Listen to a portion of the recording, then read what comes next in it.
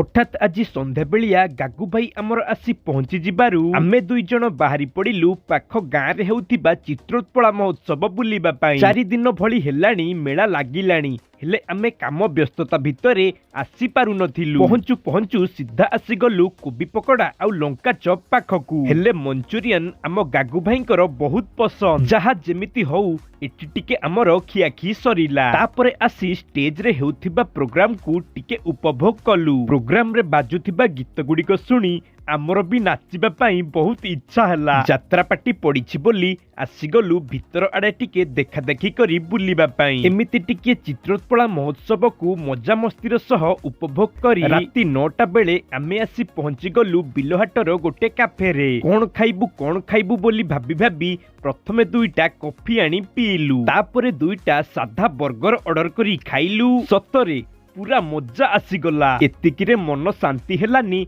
तापरे पुणी गोटे पिज्जा मगेई खाइलु। आमे खाली टिके टेस्ट करिदेलु पिज्जा, नहेले संपूर्ण पिज्जाटी गागु भाईंकर थिला। बर्गर पाखरो ही आम काम खत्म होई जाइथिला।